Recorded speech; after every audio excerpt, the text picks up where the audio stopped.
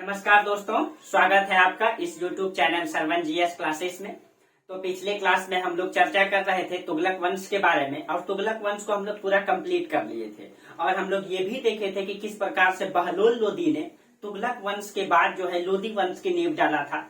ठीक है, तो आज हम लोग चर्चा करेंगे लोदी वंश के बारे में। ये दिल्ली सल्तनत का सबसे अंतिम राजवंश है दोस्तों। इसके बाद इतिहास में बहुत बड़ा पलटफेर होगा और सल्तनत काल की समाप्ति होगी, यानी कि दिल्ली को राजधानी बना करके जो सल्तनत काल के शासकों ने जो शासन किया उसकी समाप्ति हो जाएगी और एक नया इतिहास का प्रारंभ होगा, यानी कि मुगल का आक्रमण होगा और इसके बाद हम लोग मुगल को पढ़ेंगे। ठीक है, तो ये मतलब दिल्ली सल्तनत का सबसे अंतिम राजवंश है जिसमें 3-4 राजाओं ने मात्र शासन किया है। ठीक है, तो चलिए दिल्ली सल्तनत का जो सबसे अंतिम राजवंश है लोदी वंश। तो लोदी वंश का संस्थापक कौन था? तो हम लोग पिछले क्लास में भी चर्चा कर लिए थे, बहलोल लोदी। ठीक है, संस्थापक इसका था बहलोल लोदी। बहलोल लोदी।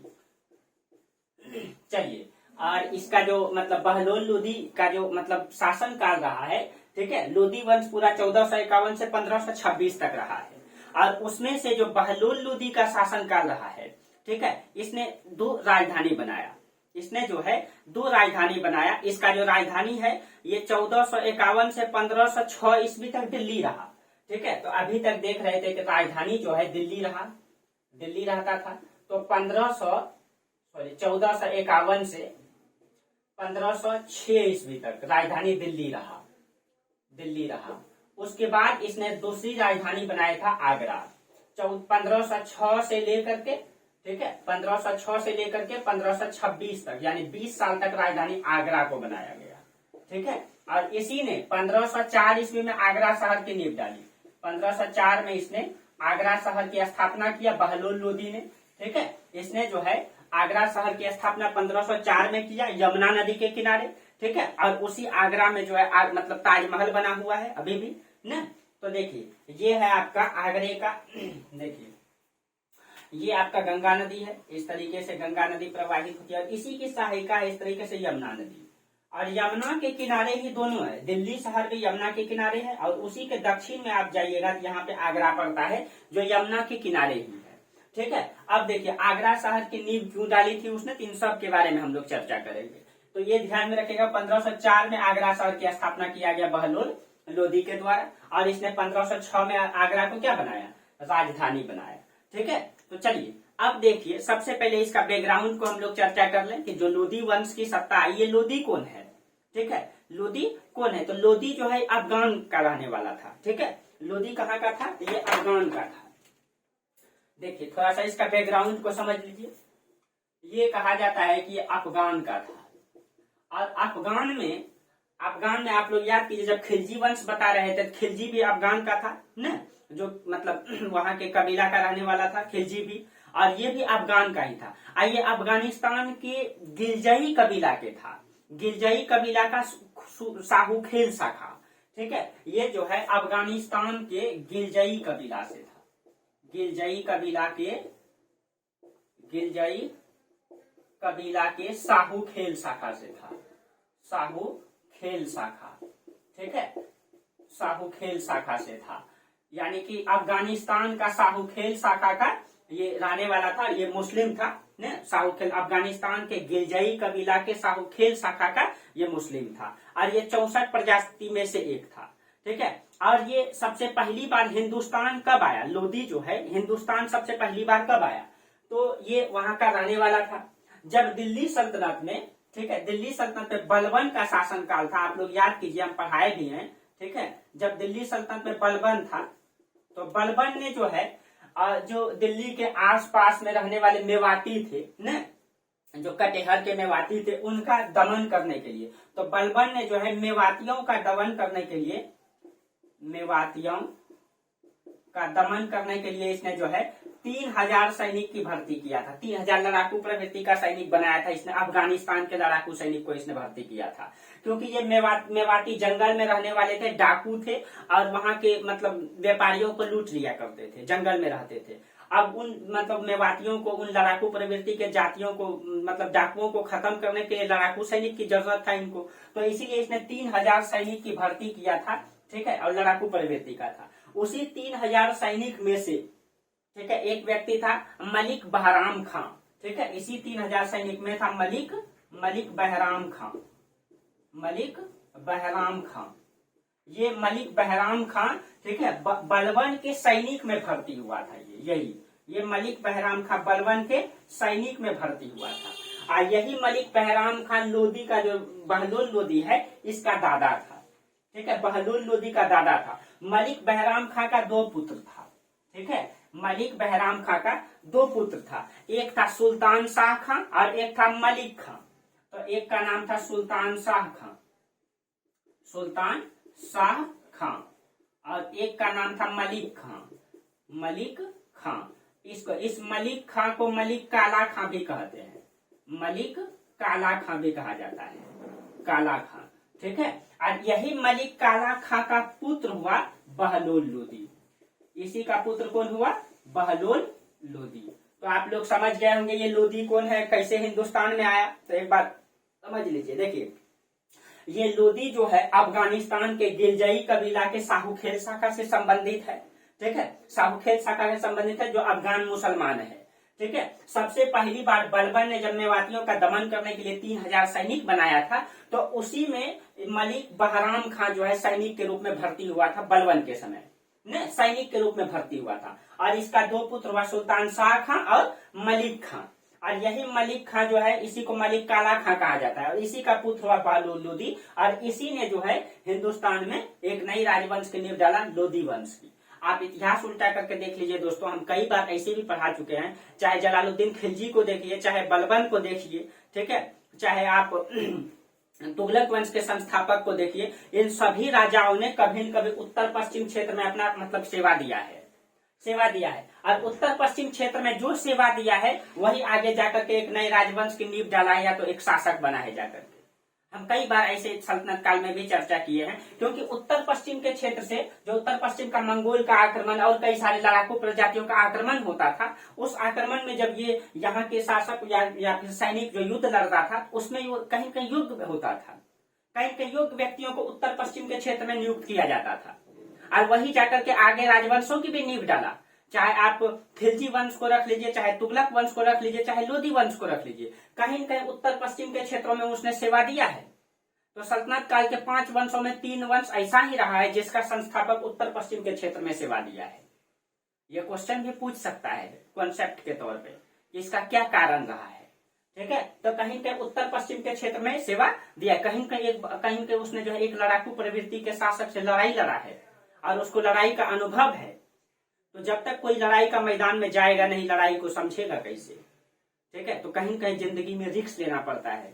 कुछ नए चीजें करने के लिए, आगे बढ़ने के लिए जिंदगी में रिस्क लेना पड़ता है। बिना रिस्क का क्या होता है? कुछ भी नहीं होता है। कहीं पे उसको जान जोखिम में डाल करके उत्तर पश्चिम में रखा जाता था मंगोल से लड़ने के लिए, और वो मंगोल कितना खतरनाक था आप लोगों को पढ़ा भी चुके हैं। और जब वो मंगोल से लड़ता था, लड़ने के क्रम में वो योग्यता हासिल करता था, युद्ध की शैली को समझता था, युद्ध के मैदान को समझता था, अनुभव, एक नया अनुभव होता था। तो जब तक आप भी अपने युद्ध के मैदान में नहीं उतरेंगे, युद्ध के मैदान को बेहतर नहीं समझेंगे, युद्ध को जीतेंगे कैसे? तो सबसे बहुत बड़ा जरूरी है कि हमारा युद्ध का मैदान है कहाँ? हमारा युद्ध का मैदान है एग्जाम सेंटर, न जहाँ पे अपनी शैली को, अपने तरीका को एग्जाम देने से पहले उसको इतना बेहतर कंडीशन से समझ लेना है, ताकि एग्जाम से पहले ही ये अनुभव होने लगे कि नहीं, अब मैं युद्ध जीत जाऊंगा। तो पहले शैली को बनाना है, पहले उस पर मेहनत करना है, पहले उसमें मतलब कि उसका सिलेबस को देखना है, उसकी सिलेबस को चटनी बना देना है, उसकी शैली को समझ जाना है, ताकि मतलब एग्जाम से पहले लगने लगे कि इनकी सारी समस्याओं को हम समझ चुके हैं। अब युद्ध के मैदान में जाएंगे तो युद्ध जीतने से कोई रोक नहीं सकता है। तो कहीं कहीं उत्तर पश्चिम के जितने भी शासक हुए, उन सब ने उत्तर पश्चिम में जो है कि योगदान दिया, वही जाकर के दिल्ली में सल्तनत की नींव डाला, क्योंकि उनको समझ में आ चुका था कि सत्ता कैसे चलाई जाती है, युद्ध कैसे जीता जाता है। कहीं कहीं उसने अपने जीवन में रिस्क लिया था, लड़ाई लड़ा था। तो हमें भी अपना जीवन में संघर्ष करना पड़ता है कुछ आगे बढ़ने के लिए। और युद्ध के मैदान में जाएगा ही नहीं, वो जीतेगा कैसे? ठीक है, तो कहीं कहीं तो ये चीजें था बहलोल लोदी के साथ। ठीक है, तो ये चीजें था बहलोल लोदी के साथ। अब देखिए, कहा जाता है कि बहलोल लोदी जो है अब मतलब बहलोल लोदी के बारे में कहा जाता है कि बहलोल लोदी जब अपनी माँ के गर्भ में था, ये जब अपनी माँ के गर्भ में था तो कहा जाता है कि इसकी माँ के सर पे जो है ऊपर में एक छत गिर गया था, और छत गिर जाने के कारण जो है बहलोल लोदी की माँ है ना वो घायल हो गई थी। ठीक है, इसकी माँ जो है वो घायल हो गई थी। जब घायल हो गई थी तो बहलोल लोदी को जो है सर्जरी करके निकाला गया था। ठीक है, बहलोल लोदी को सर्जरी करके निकाला गया था, इसलिए इसको जो है भारतीय इतिहास का दूसरा सिजेरियन बेबी कहा जाता है। यानी कि उस समय, यानी कि अगर हम बात करें तो 1500 के आसपास यानी 15वीं सदी में जो है इसको जो है सर्जरी करके निकाला गया था, और ये भारतीय इतिहास का दूसरा सिजेरियन बेबी था। और हम सबसे प्रथम बताए थे, आप याद कीजिए, जब हम पढ़ा रहे थे मौर्य वंश का जो मौर्य वंश का जो दूसरा शासक रहा है बिंदुसार। ठीक है, हम प्रथम बार में पढ़ाए थे बिंदुसार के बारे में न। बिंदुसार ये किसका पुत्र था? ये चंद्रगुप्त मौर्य का पुत्र था। चंद्रगुप्त मौर्य का पुत्र था। ये भारतीय इतिहास का ये बिंदुसार प्रथम सिजेरियन बेबी है। आपको हम कहानी भी बता चुके थे कि चंद्रगुप्त मौर्य को जो है, क्योंकि उस समय राजा को एक प्रचलन होता था कि विष देकर के मार दिया जाता था। क्या? तो विष देकर के मार दिया जाता था। इसीलिए चंद्रगुप्त मौर्य का जो गुरु था चाणक्य हमेशा राजा की सुरक्षा की बात करता है। इसीलिए उसने राजा की सुरक्षा के लिए कई सारे मतलब गुप्तचर व्यवस्था लागू किया था। गुप्तचर पे भी गुप्तचर था।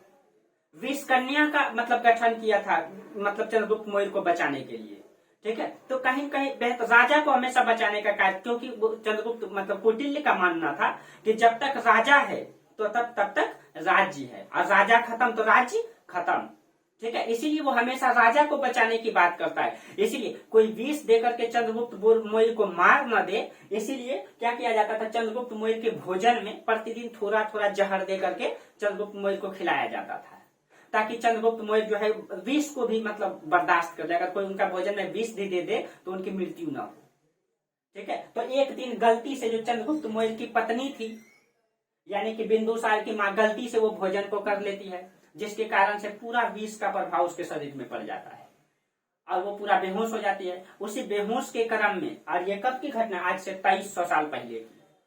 और उसी बेहोश की क्रम में जो है उसका सर्जरी करके बिंदुसार को पेट से निकाला जाता है, और उसका शरीर में चूंकि जहर का प्रभाव पड़ चुका था, बिंद बिंद दाग हो चुका था, इसीलिए इसका नाम रखा गया बिंदुसार। तो भारतीय इतिहास का यह प्रथम सिजेरियन बेबी है, जिसको आज से 2300 साल पहले सर्जरी करके निकाला गया था कौटिल्य के द्वारा।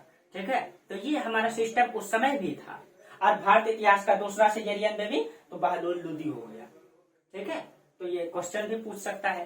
ठीक है, अब देखिए, तो ये माना जाता है। ठीक है, अब देखिए, और बहलोल लोदी मतलब जब शासन में आया, कहा जाता है कि सल्तनत काल का सबसे लंबे समय तक इसने शासन किया। ठीक है, सल्तनत काल का सबसे लंबे समय तक शासन इसने किया। लोदी वंश में बहलोल लोदी ने 38 वर्ष तक इसने शासन किया। 38 वर्ष, जो सल्तनत काल में सबसे लंबे समय तक शासन करने वाला शासक रहा, मतलब बहलोल लोदी। ठीक है, अब देखिए उसका, अब इसके बारे में थोड़ा सा और चर्चा करते हैं। जो मतलब कि बहलोल लोदी का थोड़ा सा और चर्चा करते हैं। बहलोल लोदी का जो मूल नाम है, उसका मूल नाम बल्लू था। मूल नाम बल्लू था, और इसके जो मतलब कि बल्लू था, और इसका हाँ, जन्म इसका दौराला में हुआ था। जन्म जो है दौराला में हुआ था। ठीक है, और कहा जाता है कि इनकी जो पिता की मृत्यु, जब ये छोटा ही था तो इनके पिता की मृत्यु हो गया था। ठीक है, पिता यानी कि मलिक काला खां की मृत्यु हो गया था, तो इनका जो चाचा था सुल्तान शाह खां, ठीक है, तो सुल्तान शाह खां ने इसका पालन पोषण किया था। ठीक है, तो ये बालक ऐसा बालक था जो बचपन से विषम परिस्थितियों को झेलते हुए आया था, कठिनाइयों को झेलते हुए आया था, और वो कठिनाई कहीं कहीं जो है कि इसके जीवन में एक वरदान साबित करके गया, क्योंकि वो परिस्थितियों को समझता था, जानता था। और जो बालक हर परिस्थिति को बचपन से झेलता हुआ आएगा, उसको छोटी छोटी समस्या नजर नहीं आएगा, और वो कहीं कहीं आगे जाकर के उन समस्याओं को दरकिनार करके उसको मजबूती बनाएगा अपने जीवन का, और एक सफलता को हासिल करेगा। कहीं कहीं इसके साथ भी यही हुआ। इसके पिता की जब ये छोटा ही था तो इनकी मृत्यु हो गई थी, तो इनका चाचा ने जो है इनका पालन पोषण किया, सुल्तान शाह खान। पिता इसका कौन है? मलिक काला खां या मलिक खां। ठीक है, ये मतलब इसने शासन किया। अब देखिए, जब ये शासक बना, ठीक है, अब देखिए ये सब चीजें आप लोग समझ गए होंगे। अब देखिए, अब जब ये शासक बना तो इसके पास क्या क्या समस्याएं आई।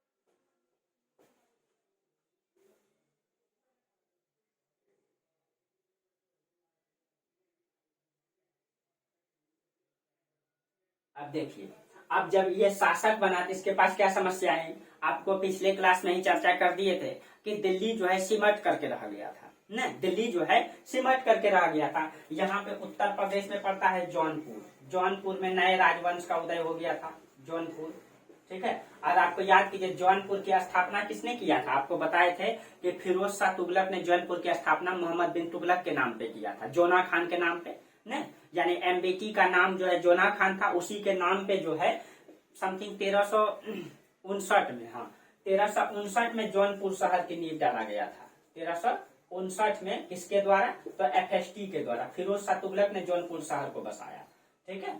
और इस जौनपुर शहर में अब एक नए राजवंश का उदय हो गया, यहाँ पे सरकी वंश आ चुका था, क्योंकि आपको बताए थे पिछले क्लास में जब सैयद वंश की सत्ता था तो सैयद वंश में बिल्कुल अयोग्य शासक हुआ, जिसके कारण से जितने भी प्रांतपति थे वो सब ने अपनी स्वतंत्रता की नींव डाल के नए राजवंश का नींव डाल दिया था, ठीक है। तो यहाँ जौनपुर में सरकी वंश आ चुका था, यहाँ पे यहाँ सरकी वंश,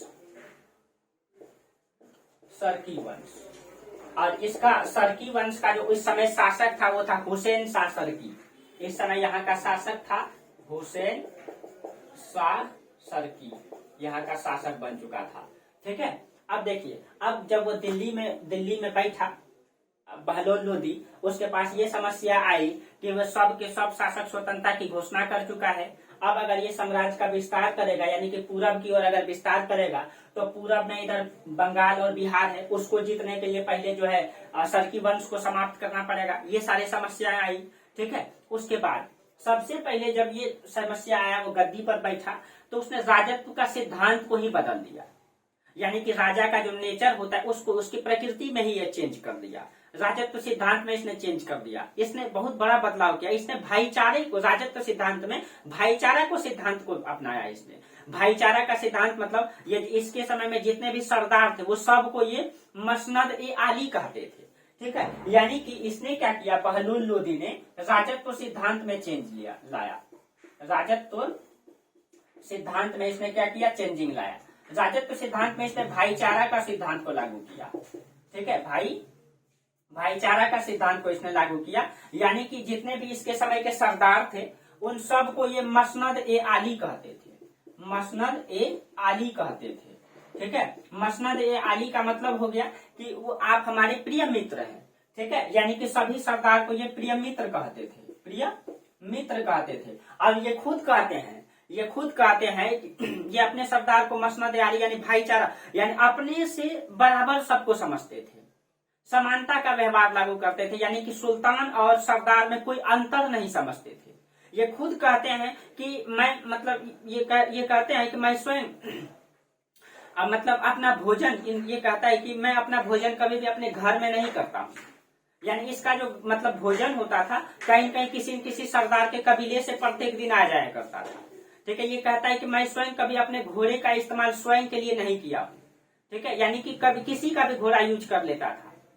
तो हो सकता है या तो बहलोल लोदी अपनी अयोग्यता को छुपाने के लिए ऐसा किया होगा, ये अयोग्य शासक होगा और सबके साथ मिलकर के सत्ता का संचालन करना चाहता होगा, या तो ये जो है कि मतलब समरूपता को लागू करना चाहता होगा, कि एक प्रकार से इसको समाजवाद कह सकते हैं न। तो या तो हो सकता है अपनी अयोग्यता को छुपाने के लिए सबके साथ रह करके सभी सरदारों के साथ मिलकर के सत्ता चलाना चाहता होगा, या तो ये अपने सिद्धांत को ही चेंज करना चाहता होगा, कुछ भी हो सकता है न। लेकिन उस समय ऐसी संकल्पना, लेकिन इस संकल्पना से एक बेहतर राज्य का निर्माण नहीं किया जा सकता है।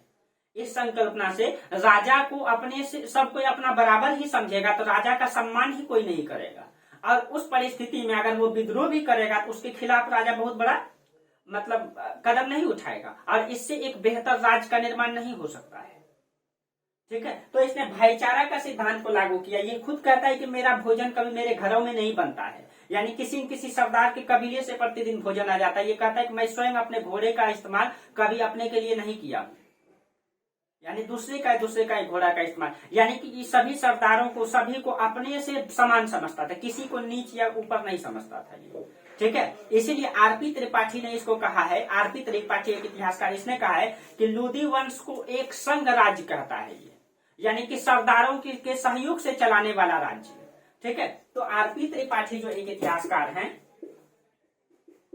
आरपी त्रिपाठी, ये लोधी वंश को क्या कहते हैं?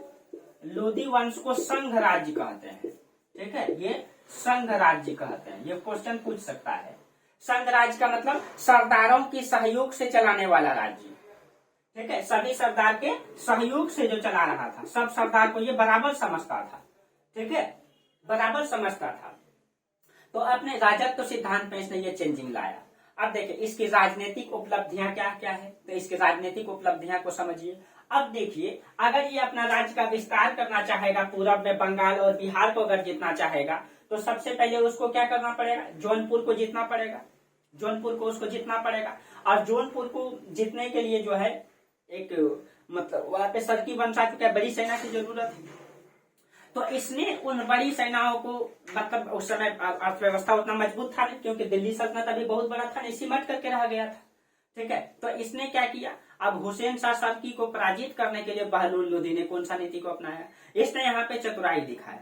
इसने क्या किया? इसने सभी अफगान सरदारों में ये घोषणा किया कि सभी अफगान सरदारों को ये घोषणा किया कि हम सभी भाई भाई हैं, हम सभी जो है भाई भाई हैं, चलिए मिल करके युद्ध करते हैं और मिल करके आपस में बराबर बराबर बांट लेंगे। तो या तो ये अपनी अयोग्यता को छुपाना चाहता है, या तो ये भाईचारे का सिद्धांत को लागू करना चाहता है। अब उस समय ऐसी संकल्पना करना कि एक राजा भाईचारा का सिद्धांत को लागू कर रहा है योग्य होने के बावजूद, ये तो भाई नहीं, मतलब ये आता है कि ऐसा हो सकता है ना। अगर किसी के अंदर योग्यता है तो वो किसी का सहयोग नहीं लेगा, बराबर नहीं बांटेगा राज्य को। ठीक है, या तो ये अपनी अयोग्यता को छुपा रहा है। ठीक है, तो कहा जाता है कि इसने जो है भाईचारा का सिद्धांत कहता है कि हम मतलब जौनपुर पे आक्रमण करेंगे और सभी अफगान सरदार मिल करके करेंगे, हम सभी भाई भाई हैं और आपस में बांट लेंगे, मतलब जीत करके उसको। ठीक है, अब देखिए उसके बाद कहा जाता है कि हाँ बस इसने ये जरूर कहा, बहलूल लोधी ने ये जरूर कहा कि हम लोग आपस में बांट लेंगे, जरूर मिल करके आपस में बराबर बराबर बांट लेंगे, भाईचारा का सिद्धांत जरूर लागू करेंगे, लेकिन आप हमारे प्रति निष्ठा जरूर रखिएगा कि हम एक शासक हैं। ये नहीं बोलिएगा, हमारे प्रति निष्ठा जरूर रखेगा, ये भी वो कहता है। तब उसने 1774 में, ठीक है, हुसैन शाह सरकी पर जो है आक्रमण करता है। तो 1774 में जौनपुर में हुसैन शाह सरकी पे जो आक्रमण करता है। तो 1774 में सरकी वंश के शासक हुसैन शाह सरकी को क्या करता है? हुसैन शाह सरकी को पराजित करता है। ठीक है, इसको जो है पराजित करता है और पराजित करके, ठीक है, पराजित करके यहाँ पे अपना इसका पुत्र था बारबक शाह। ठीक है, इसका पुत्र था जौनपुर में, इसको मतलब हुसैन शाह सरकी को पराजित कर देता है और इसके बाद यहाँ पे बना देता है अपना पुत्र, बहलूल लोधी का पुत्र था बारबक शाह। बारबक शाह को यहाँ का सूबेदार बना देता है, जौनपुर का सूबेदार। आइए बारबक शाह फिर आगे जाकर के विद्रोह करेगा। बारबक शाह जो है फिर आगे जाके विद्रोह करेगा। अब देखिए, अब हुसैन शाह सरकी को पराजित करके ये जो है बारबक शाह को वहां पे बैठा दिया। उसके बाद इसने ग्वालियर पर आक्रमण किया। कहा जाता है ये जो मतलब मध्य प्रदेश का ग्वालियर और ये सारा का सारा पश्चिमी इलाका है राजस्थान का, यहाँ पे जो है राजपूत राज रहते थे और राजपूत इसको बहुत परेशान करते थे। राजपूत के बारे में कहा जाता है कि मतलब ये यहाँ आकर मतलब बहलूल लोधी जो है राजपूत राज्य जब विद्रोह करता था तो वो विद्रोह को दबाने जाता था। अब विद्रोह को दबा करके जैसे वो वापस दिल्ली जाता था फिर जो है आकर मतलब विद्रोह कर देता था और ये बार बार ये घटनाएं चलते रहा। इसीलिए बहलूल लोधी ने इस मतलब राजपूतों को की समस्याओं का हल करने के लिए, ठीक है, यहाँ पे दक्षिण में, ठीक है, दक्षिण में एक आगरा शहर की नींव डाला, यमुना नदी के किनारे। ठीक है, आगरा शहर की नींव डाला ताकि इस क्षेत्रों में जो राजपूत राजा हैं उसको कंट्रोल किया जा सके। ठीक है, और आगरा शहर की नींव कब डाला? तो आगरा शहर की नींव 1504 में डाला, यानी इसने मतलब शहर को बनाया और 1506 ईस्वी में आगरा को राजधानी बना दिया ताकि इन राजपूतों को कंट्रोल कर सके। ठीक है, तो इन राजपूत राजाओं को कंट्रोल करने के लिए इसने आगरा शहर की नींव डाला था और 1506 में आगरा को राजधानी बनाया। ठीक है, उसके बाद ग्वालियर का राजा था उस समय कीर्ति सिंह। मध्य प्रदेश में यहाँ ग्वालियर पड़ता है, ये भी राजपूत ही था। ठीक है, यहाँ का राजा था कीर्ति सिंह, ग्वालियर, ये भी विद्रोह किया था। ठीक है, यहाँ का राजा था कीर्ति सिंह। अब इसने विद्रोह किया था, इसी का विद्रोह को दबाने के लिए गया था बहलूल लोधी। ठीक है। और विद्रोह को दबा के जब आ रहा था वापस, तो उस विद्रोह के दबा के आने के क्रम में जो है बहलोल लोदी की मृत्यु हो जाती है। ठीक है, ग्वालियर की मतलब विद्रोह को दबाने के बाद उसकी मृत्यु हो जाती है बहलोल लोदी का। ठीक है, तो ये बहलोल लोदी था। और बहलोल लोदी के बाद देखिए अब जौनपुर में बारबक्सा आ चुका है। ठीक है, और बहलोल लोदी का पुत्र हुआ सिकंदर लोदी। सिकंदर लोदी, अब ये एक पुत्र है, अब शासक ये बनेगा सिकंदर लोदी। ठीक है, जो कहीं कहीं जो है कि दिल्ली सल्तनत का सबसे योग्य शासकों में, सबसे महानतम शासकों में लोदी को, सिकंदर लोदी को जाना जाता है। ठीक है, अब देखिए अब एक तरफ इधर बारबक्सा और एक तरफ इधर सिकंदर लोदी। अब स्थिति क्या हो गया, पहले थोड़ा सा ये जान लें कि बहलोल लोदी ने कुछ सिक्का भी जारी किया। एक सेकंड पहले देख लें दोस्तों वीडियो ठीक चल रहा है कि नहीं।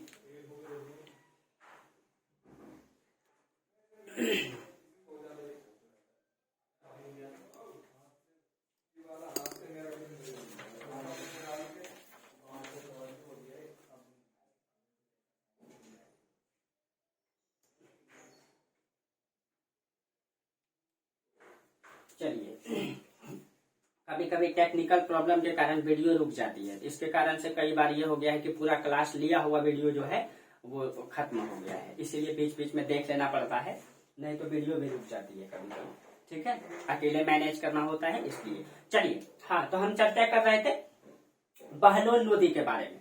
ठीक है, अब बहलोल लोदी की मृत्यु हो जाती है ग्वालियर अभियान से जो है वापस लौटने के क्रम में। हाँ, बहलोल लोदी के बारे में एक दो तथ्य और बता दें कि बहलोल लोदी ने जो है मुद्रा चलाया था बहलोली मुद्रा, और ये अकबर के समय तक चलता रहा, प्रचलन में रहा। ये क्वेश्चन पूछा गया है, तो इसने बहलोल लोदी ने बहलोली मुद्रा जारी किया था, बहलोली मुद्रा जारी किया था। और ये किसके समय तक चलता रहा, ये अकबर के समय तक चलता रहा, अकबर के समय तक ये चलता रहा।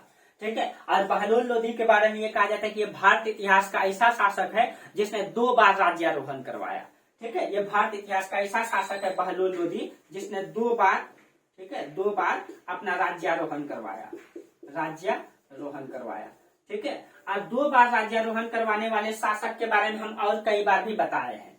ठीक है, पहले भी चर्चा किए हैं। ठीक है, तो अभी भी चर्चा कर देते हैं, आप लोग लिख लीजिएगा 2 बार मतलब राज्यारोहण करने वाले में। एक तो है मतलब ये, उसके बाद अगर पीछे जाइए आप तो एक तो FST है, फिरोज शाह तुगलक ने भी 2 बार राज्यारोहण किया था। एक तो बहलोल लोदी हो जाएगा। ठीक है, इसने एक तो FST, उसके बाद एक तो बहलोल, उसके बाद बहलोल लोदी। ये क्वेश्चन पूछ सकता है, बहलोल लोदी। उसके बाद आगे जाइएगा तो औरंगजेब ने भी 2 बार करवाया था, औरंगजेब से पहले। हाँ, इब्राहिम लोदी ने भी 2 बार करवाया है, इब्राहिम लोदी, इब्राहिम लोदी।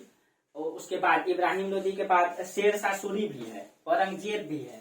ठीक है, इब्राहिम लोदी, उसके बाद शेर शाह सूरी, शेर शाह सूरी, उसके बाद औरंगजेब भी है, औरंगजेब। और औरंगजेब के बाद शिवाजी महाराज भी है, शिवाजी महाराज। ठीक है, ये सारे ऐसे शासक है जिसने 2 बार राज्यारोहण, और कई बार प्राचीन काल में भी हम चर्चा की है इसके बारे में। ठीक है, और कई सारे राजा का ध्यान में नहीं आ रहा है, सातवाहन वंश के भी शायद सातकर्णी एक राजा है, शायद उसने भी 2 बार करवाया है। ठीक है, मैं एंशिएंट हिस्ट्री में बताया, अगर आप लोगों को ध्यान में है तो आप लोग कमेंट जरूर कीजिएगा। ठीक है, और शिवाजी के बारे में बोल रहे थे, जब ये अपना राज्यारोहण करवाया था तो इसकी एक पत्नी की मृत्यु हो गई थी न, और जब उनकी पत्नी की मृत्यु हो गई थी तो ये कहीं कहीं कहीं हिंदू राजा थे, तो उनको वो अशुभ मानते थे कि शुभ मुहूर्त में अगर किसी की मृत्यु हो जाती है, हिंदू परंपरा में उसको अशुभ माना जाता है। इसलिए शिवाजी ने उस राज्यारोहण को कैंसिल करके फिर से अपना राज्यारोहण करवाया था। ठीक है, औरंगजेब ने भी 2 बार अपनी राज्यारोहण करवाया। याद कीजिए आप लोग, इसने जो है दारा सिकों की हत्या किया था न, दारा सिकों की जो हत्या किया था, युद्ध का नाम भूल रहे हैं दोस्तों, जो आप लोग कमेंट करके जरूर बताइएगा। कई बार उसमें हम ऑफलाइन क्लास में पढ़ाए हैं और टीचमेंट में भी पढ़ाए हैं। उस युद्ध का नाम जो है दिमाग से उतर गया है, क्वेश्चन पूछा जाता है उस युद्ध के बारे में। कई बार क्वेश्चन पूछा गया कि औरंगजेब ने कौन सा युद्ध में दारा सिकों को पराजित किया था, जबकि दारा सिकों के पास अधिक सेना था, सिकंदर के औरंगजेब के पास बहुत कम सेना था, फिर भी सिकंदर जीत गया था। ठीक है, पलट फेर हो गया था, दारा सिको जो है कि हौदे से उतर गया था, जिसके कारण से उनको जो है गलत फहमी के कारण से जो है कि युद्ध औरंगजेब जीत जाता है। ठीक है, नहीं तो इतिहास में कहीं और पलट फेर होता आगे आगे हम चर्चा भी करेंगे। ठीक है, उस युद्ध का नाम ही ध्यान से उतर गया, आप लोग एक बार देख लीजिएगा जरूर। ठीक है, तो वो औरंगजेब ने उस तरीके से 2 बार राज्यारोहण करवाया था। ठीक है, बहलोल लोदी ने भी 2 बार राज्यारोहण करवाया। ये ऐसे शासक है जिसने 2 बार राज्यारोहण करवाया था, और बहलोली सिक्का इसका जरूर ध्यान में रखिएगा आप लोग। ठीक है, उसके बाद देखिए, उसके बाद बहलोल लोदी के बाद जो है सत्ता में आएगा कौन? सिकंदर लोदी। तो चलिए सिकंदर लोदी के बारे में हम लोग चर्चा करते हैं थोड़ा सा। हालांकि सिकंदर लोदी बड़ा टॉपिक है, खत्म तो नहीं हो पाएगा, लेकिन थोड़ा सा चर्चा कर देते हैं सिकंदर लोदी कैसे सत्ता में आया।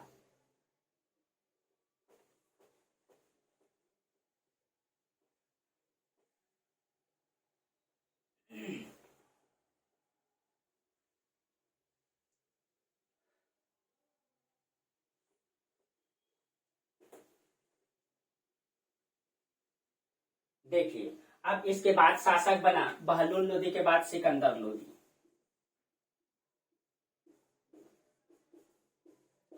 अब जब ये सिकंदर लोदी शासन में आया तो स्थिति क्या हो गया?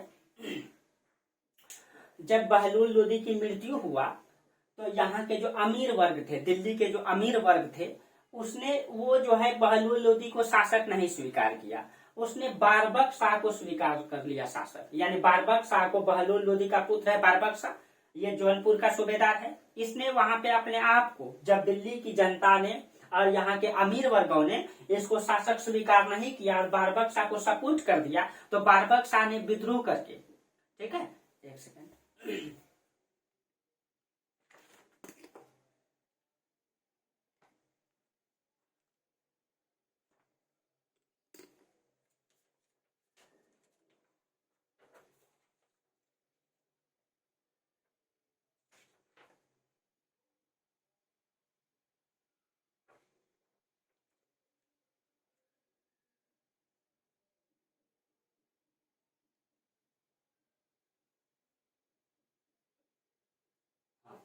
अब देखिए, अब जब बहलोल लोदी की मृत्यु हुई तो सिकंदर लोदी को शासक बनाया। सिकंदर लोदी का मूल नाम निजाम खां था, इसका मूल नाम जो है निजाम खां, निजाम खां को शासक बनाया। लेकिन निजाम खां को जो है वहां के अमीरों ने इसका विरोध किया, इसका सपोर्ट नहीं किया, और बारबक शाह का समर्थन कर दिया। यहाँ के अमीरों ने, यहाँ के जो दरबार के जो अमीर वर्ग थे, ठीक है, अमीर वर्ग थे जो उच्च उच्च पदों पर रहते थे, उन लोगों ने इसका विरोध कर दिया और सपोर्ट किसका कर दिया? बारबक शाह को कर दिया। जिसके कारण से जो है, ठीक है, जिसके कारण से बारबक शाह ने अपने आप को यहाँ पे स्वतंत्र सत्ता के नींव डाल दिया और ये खुद दिल्ली सल्तनत का शासक घोषित कर दिया अपने आप को। अब सिकंदर लोदी के पास ये समस्याएं आ गई। ठीक है, तो सिकंदर ने क्या किया? अपने जो चाचा था आलम खां, ठीक है, आलम खां को अपने समर्थन में लिया। इसने क्या किया? इसका चाचा था आलम खां, आलम खां, इसको समर्थन में लिया। ठीक है, इसको समर्थन में लिया आलम खां को। उसके बाद और इसको जो इटावा का सूबेदार बना दिया। इसको कहाँ का सूबेदार बना दिया? इटावा का सूबेदार, ताकि उसको कंट्रोल कर पाए। इटावा भी उत्तर प्रदेश में पड़ता है और वहां का सूबेदार इसको बना दिया ताकि इसको बारबक शाह को कंट्रोल कर पाए। उसके बाद इसका एक विरोधी था इसाक खां। ठीक है, सिकंदर लोदी का एक विरोधी था इसाक खां, इसाक खां। इसाक खां को जो है, इसाक खां ये भी बहुत बड़ा विरोधी था सिकंदर लोदी का। ठीक है, इसको जो है, इसको पटियाला के निकट पराजित किया। पटियाला पंजाब में पड़ता है, इसको पटियाला के निकट जो है पराजित किया, पटियाला में इसको पराजित किया। उसके बाद इसका एक और विरोधी था सिकंदर लोदी का आजम हुमायूं। आजम हुमायूं को जो है, इसको आजम हुमायूं, और आजम हुमायूं को, ठीक है, आजम हुमायूं को कालपी का सूबेदार इससे छीना गया और वहां पे मोहम्मद खान लोदी को बनाया गया। ये कालपी का सूबेदार था, कालपी का। ठीक है, इससे जो है सूबेदारी छीन करके कालपी का सूबेदारी, और यहाँ पे आलम हुमायूं को, यहाँ पे जो है आजम हुमायूं को, ठीक है, ये आजम हुमायूं को हटा करके इसको चुन करके यहाँ पे जो है मोहम्मद खान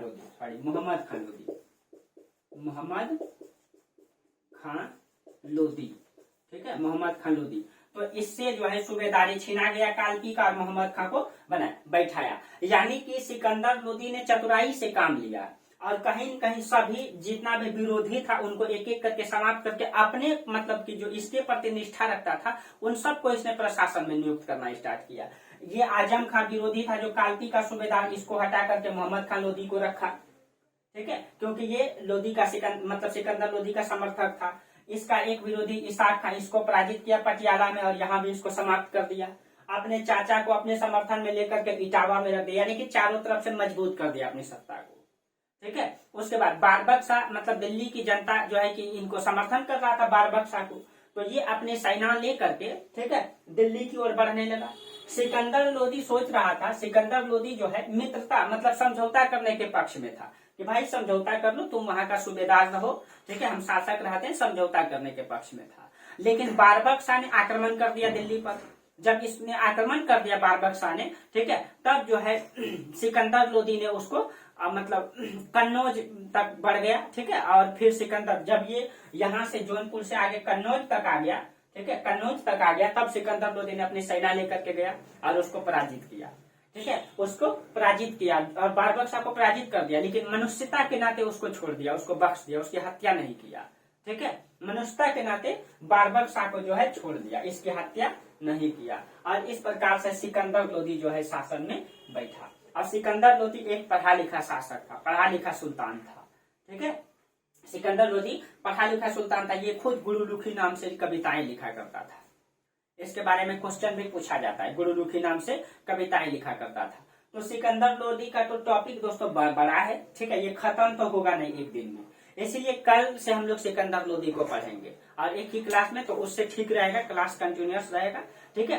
तो आज जो है हम लोग पढ़ लिए बहलोल लोधी को, लोधी वंश की स्थापना, और सिकंदर लोधी कैसे सत्ता में आया ये हम लोग पढ़ लिए। अगली क्लास में हम लोग डायरेक्ट सिकंदर लोधी को स्टार्ट करेंगे, ठीक है। और आप लोग एकदम सिलेबस में एकदम फोकस कर दीजिए, सिलेबस को एकदम छोड़िए नहीं, और जितना जल्दी हो सके जो नया तैयारी कर रहे हैं या फिर इंटर पास किए हैं, पार्ट 1 में एडमिशन कराए हैं, उनके पास बहुत अच्छा मौका है। अब तो सब जगह मटेरियल उपलब्ध है, हर जगह ऑनलाइन क्लास जो है, आप दिल्ली का क्लास रहे चाहे कहीं का भी क्लास रहे, आप घर बैठे देख सकते हैं, सारी सुविधाएं आपको मिल जाती है, ठीक है। इसीलिए इसका बेहतर लाभ उठाने की जरूरत है। और जो ये सोशल मीडिया है इसका 90% लोग दुरुपयोग करते हैं, जिसके कारण से आज के युवाओं में खास करके ये समस्याएं हो गई है, ठीक है। हर कोई जो है रील से ग्रसित हो गए हैं, इसलिए इन सब चीजों को दरकिनार करना होगा। अगर सफलता चाहिए, सिविल सर्विसेज का एग्जाम इतना आसान भी नहीं होता है और उतना मुश्किल भी नहीं होता है, लेकिन अगर ठीक से पढ़ा जाए, कंटिन्यूअस 2 साल अच्छा से सिलेबस में ध्यान दिया जाए, हिस्ट्री, ज्योग्राफी, पॉलिटी, इकोनॉमिक्स को बेहतर तरीके से मजबूत किया जाए, ठीक है, करंट के मुद्दा को देखा जाए और उस सिलेबस को जितना से जितना जल्दी कवर कीजिए। 10 घंटा 12 घंटा देके सोशल मीडिया से थोड़ा दूर रहना पड़ेगा, थोड़ा सा त्याग करना पड़ेगा, एकदम बिल्कुल भी बहुत ज्यादा ये कठिन भी नहीं है, ठीक है। तो चलिए, हाँ, आप लोगों को बुक के बारे में हमेशा चर्चा करते रहते हैं, आप लोग बुक को जरूर पढ़िएगा, इसका नोट्स जरूर बनाइएगा, ठीक है। जो नए हैं, जो अभी पार्ट 1 में एडमिशन कराए, उनके पास तो बहुत अच्छा मौका है अभी, और जो जल्दी एग्जाम देने वाले हैं वो लोग भी ध्यान में रखिएगा इन चीजों को। बुक तो वो लोग जरूर पढ़िएगा, क्योंकि बुक से बहुत सारा कंटेंट और आपका जो मेंस लिखने की क्राइटेरिया है वो बढ़ जाता है, ठीक है।